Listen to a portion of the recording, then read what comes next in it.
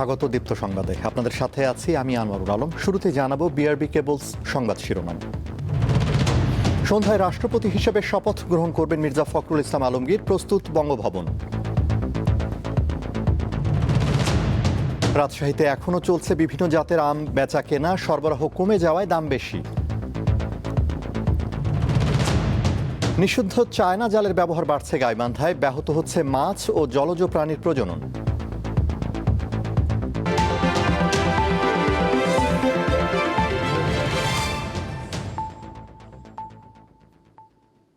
এবার বিস্তারিত। বাংলাদেশের ২৩তম রাষ্ট্রপতি হিসেবে আজ শপথ গ্রহণ করবেন মির্জা ফখরুল ইসলাম আলমগীর। সন্ধ্যা ৭:৩০টায় বঙ্গভবনের দরবার হলে শপথ গ্রহণের আনুষ্ঠানিকতার আয়োজন করা হয়েছে। নবনির্বাচিত রাষ্ট্রপতিকে শপথ বাক্য পাঠ করাবেন সংসদের ভারপ্রাপ্ত স্পিকার কায়সার কামাল। রাষ্ট্রীয় এই অনুষ্ঠানে বিদায়ী রাষ্ট্রপতি, প্রধানমন্ত্রী, স্পিকার, প্রধান বিচারপতি, মন্ত্রিপরিষদের সদস্য, ৩ বাহিনীর প্রধান, বাংলাদেশে নিযুক্ত বিভিন্ন দেশের কূটনীতিক ও দেশি বিদেশি বিশিষ্ট ব্যক্তিবর্গ উপস্থিত থাকবেন। এর আগে বৃহস্পতিবার জাতীয় সংসদ ভবনে রাষ্ট্রপতি নির্বাচন অনুষ্ঠিত হয়। সংসদ সদস্যদের প্রত্যক্ষ ভোটে বিএনপি মনোনীত প্রার্থী মির্জা ফখরুল ইসলাম আলমগীর ২৫৫ ভোট পেয়ে বিপুল ব্যবধানে জয়লাভ করেন। তার প্রতিদ্বন্দ্বী ১১ দলীয় ঐক্যের প্রার্থী অলি আহমদ পান ৮৮ ভোট।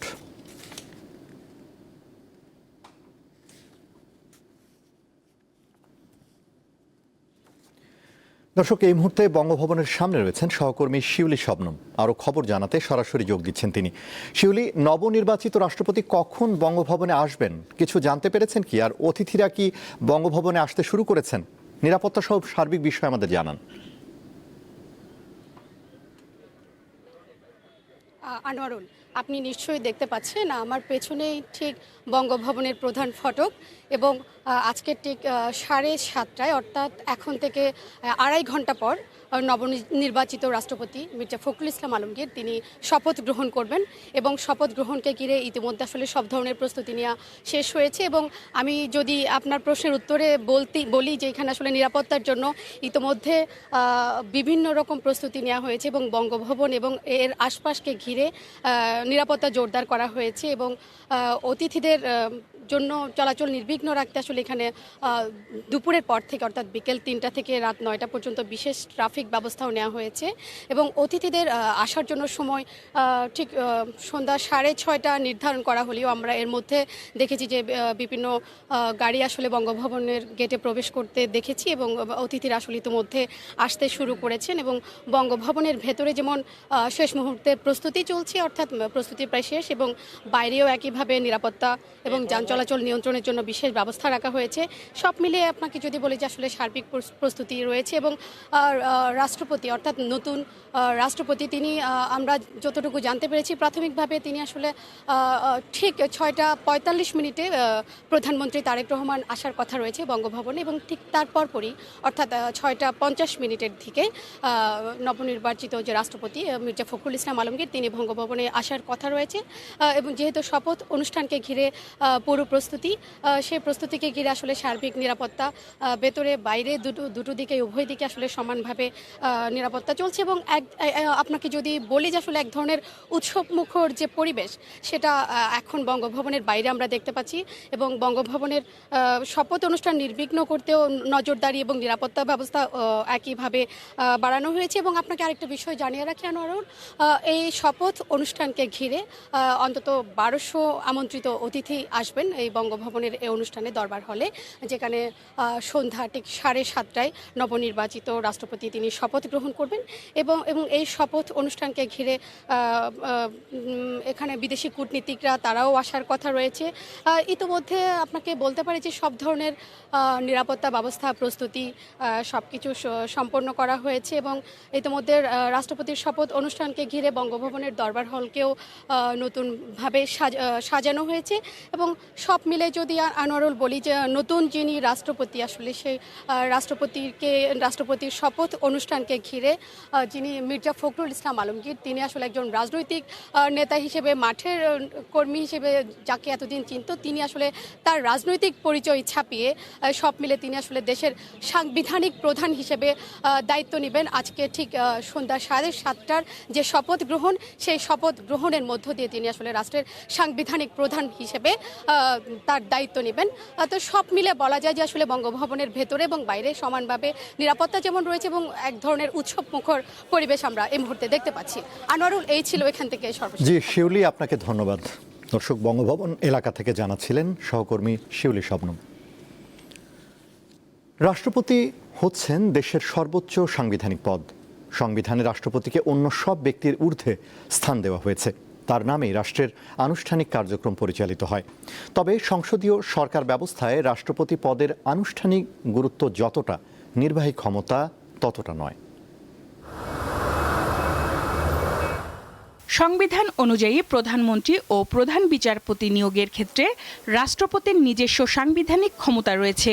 এর বাইরে রাষ্ট্রপতিকে প্রায় সব দায়িত্ব পালনের ক্ষেত্রে প্রধানমন্ত্রীর পরামর্শ অনুযায়ী কাজ করতে হয়। মির্জা ফখরুল ইসলাম আলমগীর সর্বোচ্চ সংখ্যক ভোটপ্রাপ্ত হওয়ায় রাষ্ট্রপতি পদে যথাযথভাবে নির্বাচিত হয়েছেন। সংসদ নির্বাচনে কোনো দল সংখ্যাগরিষ্ঠতা পেলে সাধারণত সেই দলের সংসদীয় দলের নেতাকেই প্রধানমন্ত্রী নিয়োগ করেন রাষ্ট্রপতি। তবে কোনো দল একক সংখ্যাগরিষ্ঠতা না পেলে কে সরকার গঠন করতে পারবেন সে বিষয়ে রাষ্ট্রপতির সাংবিধানিক ভূমিকা গুরুত্বপূর্ণ হয়ে ওঠে। প্রধান বিচারপতি নিয়োগের ক্ষেত্রেও রাষ্ট্রপতি প্রধানমন্ত্রীর পরামর্শে কাজ করতে বাধ্য নন। সংবিধান তাকে এই ক্ষেত্রে স্বাধীন ক্ষমতা দিয়েছে। এছাড়া রাষ্ট্রীয় ও পররাষ্ট্র নীতি সংক্রান্ত বিষয় সম্পর্কে রাষ্ট্রপতিকে অবহিত রাখবেন প্রধানমন্ত্রী। কোনো বিষয়ে মন্ত্রিসভার বিবেচনার জন্য পেশ করতে রাষ্ট্রপতি অনুরোধ জানালে প্রধানমন্ত্রী তা মন্ত্রিসভায় উপস্থাপন করবেন। তবে এখানে একটি গুরুত্বপূর্ণ সাংবিধানিক সুরক্ষা রয়েছে। প্রধানমন্ত্রী রাষ্ট্রপতিকে আদৌ কোনো পরামর্শ দিয়েছেন কিনা এবং দিয়ে থাকলে কি পরামর্শ দিয়েছেন সে সম্পর্কে কোনো আদালত কোনো প্রশ্নের তদন্ত করতে পারবেন না। রাষ্ট্রপতির অন্যতম ক্ষমতা হলো দ্বন্দ্ব মওকুফ বা কমানোর ক্ষমতা। কোনো আদালত, ট্রাইব্যুনাল বা অন্য কোনো কর্তৃপক্ষের দেওয়া দ্বন্দ্ব রাষ্ট্রপতি মার্জনা স্থগিত, হ্রাস বা মওকুফ করতে পারেন। রাষ্ট্রপতির পদটির আরেকটি বিশেষ বৈশিষ্ট্য হলো সাংবিধানিক দায়মুক্তি। দায়িত্ব পালনের ক্ষেত্রে রাষ্ট্রপতিকে কোনো আদালতে জবাবদিহি করতে হয় না। কার্যকাল চলাকালে তার বিরুদ্ধে কোনো আদালতে ফৌজদারি মামলা করা যায় না এবং তাকে গ্রেফতার বা কারাগারে পাঠানোর জন্য আদালত থেকে পরোয়ানাও জারি করা যায় না।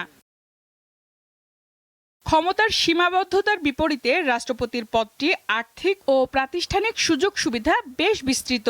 দ্য প্রেসিডেন্টস অ্যাক্ট অনুযায়ী রাষ্ট্রপতির মাসিক বেতন 1,20,000 টাকা।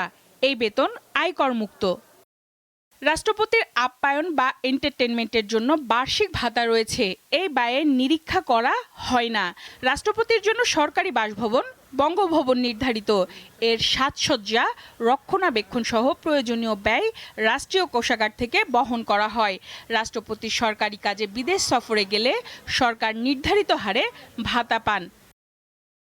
এছাড়া রাষ্ট্রপতি ও তার পরিবারের সদস্যরা দেশের যে কোনো হাসপাতালে বিনা খরচে চিকিৎসার সুবিধা পাবেন। চিকিৎসকদের পরামর্শে দেশের বাইরে চিকিৎসার প্রয়োজন হলে সেই ব্যয়ও সরকার বহন করে। রাষ্ট্রপতির বিমান ভ্রমণের জন্য বিমান সুবিধাও রয়েছে। বর্তমানে এর সুবিধার পরিমাণ বছরে 27 লাখ টাকা। রাষ্ট্রপতির মেয়াদ 5 বছর। তবে মেয়াদ শেষ হওয়ার পরও উত্তরাধিকারী দায়িত্ব গ্রহণ না করা পর্যন্ত তিনি পদে বহাল থাকেন। একই ব্যক্তি সর্বোচ্চ 2 মেয়াদের রাষ্ট্রপতি থাকতে পারেন। সঞ্জিদা প্লাবনী, দীপ্ত সংবাদ, ঢাকা।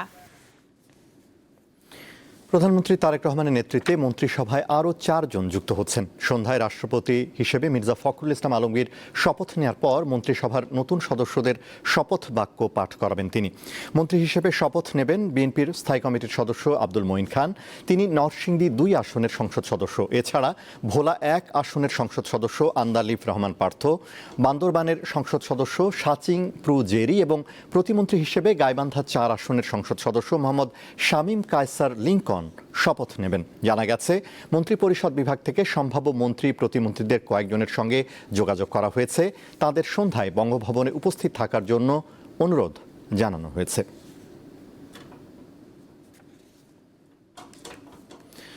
আমের মৌসুম প্রায় শেষ, তবুও রাজশাহীর হাটগুলোতে এখনও চলছে আম বেচাকেনা। বাজারে মিলছে আশিনা, গৌরমতি ও কাটিমন সহ বিভিন্ন জাতের আম। কিন্তু সরবরাহ কমে আসায় বেড়েছে দাম। আমের মৌসুম শেষ হলেও রাজশাহীর বানেশ্বর বাজারে চলছে আমের কেনাবেচা। দূর দূরান্ত থেকে আম বিক্রয় করতে আসছেন ক্রেতারা। বর্তমান বাজারে সবচেয়ে বেশি দেখা যাচ্ছে গড়মতি আম, এর পাশাপাশি রয়েছে কাটিমন সহ আশিনা ও অন্যান্য জাতের আম। তবে মৌসুম যত শেষের দিকে এগোচ্ছে ততই কমছে আমের সরবরাহ, আর এর প্রভাব পড়ছে দামে। এখন আমরা বিক্রি করছি মূলত যে গৌরমতি আমটা আছে, গৌরমতি 6,500 থেকে 6,700 টাকা। আইসনি আছে, গুরুমতি আছে, কাটিমন আছে। তবে কাটিমন বিক্রি হচ্ছে আপনার 5,500 টাকা মন। আমের দাম অনেক বৃদ্ধি হওয়ার কারণে ক্রেতা খুবই কম। আম কিনলাম 80 কেজি, এখন তো ডাল সিজন, আমের দামটা একটু বেশি। দেখলাম, খালাম, ভালো লাগলো, আমটা ভালো, ওই জন্য আমি নিলাম 10 কেজি। তবে অন্যান্য জাতের আম কমে আসায় দাম তুলনামূলক সবগুলো একটু বেশি। এ বিষয়ে জানবো এখানকার আড়তদারের কাছ থেকে। গৌরমতি আমের দামটা আপনার 6 থেকে 6,500 টাকা মন, আর কাটিমন আপনার হচ্ছে প্যাকেটটা যাচ্ছে 6 থেকে 6,500, আর খোলাটা ওটা হচ্ছে 5 থেকে 5,500 টাকা মন যাচ্ছে। কৃষকরা এই দুটো আম উৎপাদন করে খুবই খুশি হয়েছে, লাভবান হয়েছে, এবং তারা বলছে যে এই দুটো আম তারা ভবিষ্যতে আরও করবে এবং আমের মৌসুমটা যাতে আরও দীর্ঘায়িত করা যায় সেই ব্যাপারে তারা কাজ করবে। শেষ ভাগের এই সময়ে বাজারে যতই আমের সরবরাহ কমছে ততই বাড়ছে আমের দাম। ইউসুফ আদনান, দীপ্ত সংবাদ, রাজশাহী। গাইবান্ধার নদী ও বিভিন্ন জলাশয়ে নিষিদ্ধ চায়না দুয়ারি জালের ব্যবহার আশঙ্কাজনক হারে বাড়ছে। ওই জাল দিয়ে শিকারের কারণে দেশি প্রজাতির বিভিন্ন মাছ ও জলজ প্রাণীর প্রজনন ব্যাহত হচ্ছে। স্থানীয় মৎস্য বিভাগের অভিযানেও বন্ধ করা যাচ্ছে না অবৈধ চায়না দুয়ারি জালের ব্যবহার। গাইবান্ধার খাল, বিল এবং নদীগুলোতে ঠিক এভাবেই অবাধে চায়না দুয়ারি জালের ছড়াছড়ি। এই জালের ফলে খাল, বিলগুলো থেকে দেশি প্রজাতির ট্যাংরা, শিং, কই, মাগুর থেকে শুরু করে সকল প্রজাতির মাছ বিলুপ্তির পথে। এটি হচ্ছে সেই চায়না দুয়ারি জাল। এই চারকানা ঘরের ভিতরে একটি করে পাড়া অথবা ফাঁদ রয়েছে মাছ প্রবেশ করার জন্য।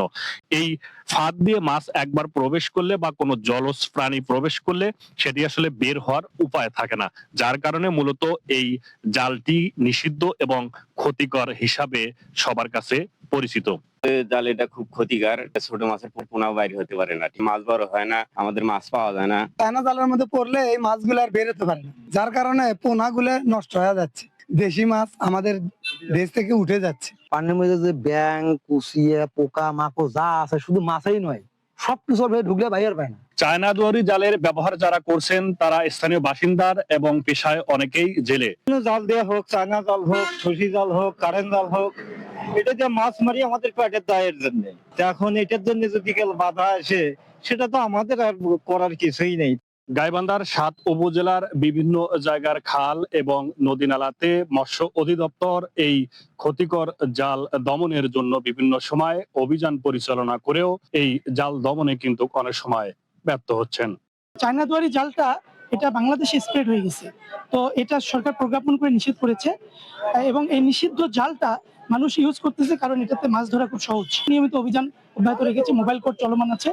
দ্রুত সময়ের মধ্যে বন্ধ করা না হলে আগামীর দিনগুলোতে জলজ জীববৈচিত্র্যে ব্যাপক হুমকির সম্মুখীন হবে। তাই দ্রুত সময়ের মধ্যে এই জালের ব্যবহার বন্ধের ব্যাপারে কার্যকারী পদক্ষেপ নেওয়ার দাবি জানিয়েছেন সচেতন নাগরিক সমাজ। আতর রহমান রানা, দীপ্ত সংবাদ, গাইবান্ধা।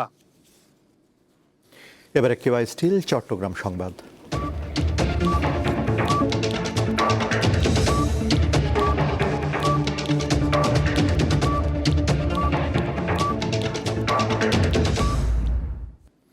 মহেশখালীতে গত 21 জুলাই এলএনজি টার্মিনালে দুর্ঘটনার পর থেকে চট্টগ্রামে 1 মাস ধরে চলছে তীব্র গ্যাস সংকট।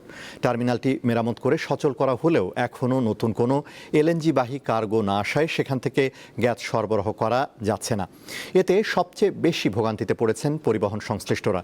নগরীর বিভিন্ন গ্যাস স্টেশনে দেখা দিয়েছে দীর্ঘ সারি, ঘন্টার পর ঘন্টা অপেক্ষা করেও চাহিদা মতো গ্যাস পাচ্ছেন না অনেকে। অনেক স্থানে 4 থেকে 5 ঘন্টা অপেক্ষা করার পরও গ্যাস না পেয়ে অনেকে ফিরে যাচ্ছেন। পাশাপাশি বাসা বাড়িতেও কমেছে গ্যাসের চাপ। সংকটের প্রভাব পড়েছে বিদ্যুৎ ও সার উৎপাদনে। গ্যাসের অভাবে বন্ধ হয়ে গেছে চট্টগ্রামের শিকলবাহা বিদ্যুৎ কেন্দ্র। নারায়ণগঞ্জের বন্দরে ইসলামী যুব আন্দোলনের নেতা জাহিদ হাসান বুলবুলকে কুপিয়ে হত্যার প্রতিবাদে ঢাকা চট্টগ্রাম মহাসড়ক অবরোধ করে বিক্ষোভ করেছেন সংগঠনটির নেতাকর্মীরা। পরে পুলিশের আশ্বাসে প্রায় 1 ঘণ্টা পর অবরোধ তুলে নেন তারা। বুধবার রাতে বন্দরের সালেনগর এলাকায় বুলবুলকে কুপিয়ে গুরুতর আহত করা হয়। পরে স্থানীয়রা তাকে উদ্ধার করে নারায়ণগঞ্জ জেনারেল হাসপাতালে নিয়ে গেলে চিকিৎসক মৃত ঘোষণা করেন। স্বজনদের অভিযোগ, রিকশার গ্যারেজ লুটের ঘটনায় শেখ সিফাতকে প্রধান আসামি করে মামলা করেছিলেন বুলবুল। মামলা তুলে নিতে তাকে বিভিন্নভাবে হুমকি দেওয়া হচ্ছিল। হত্যাকাণ্ডের প্রতিবাদে বুধবার রাতেই বিক্ষোভ করেন ইসলামী যুব আন্দোলন ও ইসলামী আন্দোলনের নেতাকর্মীরা। পরে বৃহস্পতিবার সকাল 9টা 40 মদনপুর এলাকায় ঢাকা চট্টগ্রাম মহাসড়ক অবরোধ করেন তারা।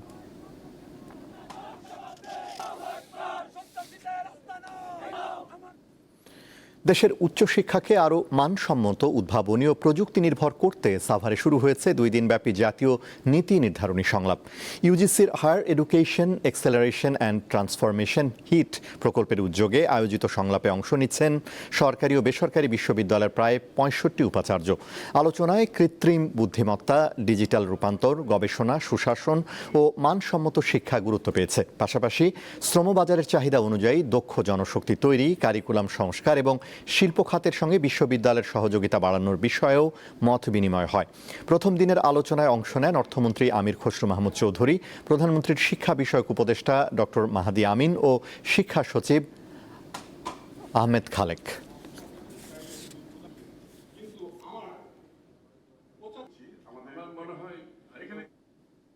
আন্তর্জাতিক। পাকিস্তানের সাবেক প্রধানমন্ত্রী ইমরান খানকে হাসপাতালে স্বাস্থ্য পরীক্ষার পর ফের আদিয়ালা কারাগারে ফেরত পাঠানো হয়েছে। এর আগে সুপ্রিম কোর্টের নির্দেশে শুক্রবার গভীর রাতে কড়া নিরাপত্তার মধ্য দিয়ে কারাগার থেকে তাকে শিফা ইন্টারন্যাশনাল হাসপাতালে নেওয়া হয়। সেখানে 6 সদস্যের বিশেষজ্ঞ চিকিৎসক দল ইমরান খানের স্বাস্থ্য পরীক্ষা করেন। চিকিৎসকরা জানান ইমরান খান নিরাপদেই কারাগারে থাকতে পারবেন। এরপর পিটিআইয়ের প্রতিষ্ঠাতাকে কারাগারে ফেরত নিয়ে যায় কারা কর্তৃপক্ষ। এর আগে ইমরান খানকে হাসপাতালে স্থানান্তরের বিষয়ে সুপ্রিম কোর্টের নির্দেশ চ্যালেঞ্জ করে সরকার পক্ষ। অবশ্য তা সরাসরি খারিজ করে দেন দেশটির সর্বোচ্চ আদালত। 2023 সালের আগস্ট থেকে দুর্নীতিসহ একাধিক মামলায় কারাগারে বন্দী রয়েছেন ইমরান খান। কারাগারে তার শারীরিক অবস্থার অবনতির কারণে গত 1 বছর ধরে উদ্বেগে সময় কাটাচ্ছেন দলীয় নেতাকর্মী ও পরিবারের সদস্যরা। ফিলিস্তিনের অধিকৃত পশ্চিম তীরে দখলদারিত্ব বাড়াতে প্রায় 1200 বসতবাড়ি নির্মাণের জন্য দরপত্র আহ্বান করায় ইসরায়েলের বিরুদ্ধে নিন্দা জানিয়েছে 7 দেশ। এক যৌথ বিবৃতিতে এই নিন্দা জানায় যুক্তরাজ্য, France, Germany, Italy, Netherlands, Norway ও কানাডা। এতে বলা হয়, অধিকৃত পশ্চিম তীরে কৌশলগতভাবে গুরুত্বপূর্ণ E1 এলাকায় ইসরায়েলের বসতি স্থাপনের সিদ্ধান্ত অগ্রহণযোগ্য ও বেআইনি। এর ফলে বহুল আলোচিত দ্বিরাষ্ট্র বাস্তবায়নের সম্ভাবনাও মারাত্মকভাবে বাধাগ্রস্ত হবে। এ অবস্থায় এই প্রকল্প বাস্তবায়নের পথ থেকে অবিলম্বে সরে আসতে ইসরায়েলের প্রতি আহ্বান জানিয়েছে দেশগুলি।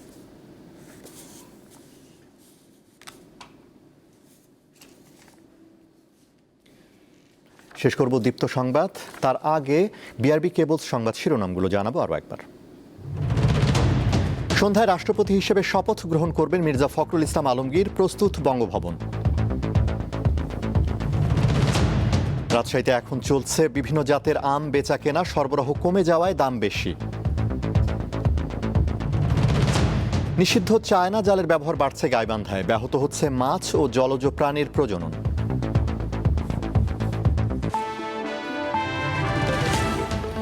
এই ছিল এখনকার মতো আমাদের পরবর্তী দীপ্ত সংবাদ সন্ধ্যা 6টা 40 দেখার আমন্ত্রণ।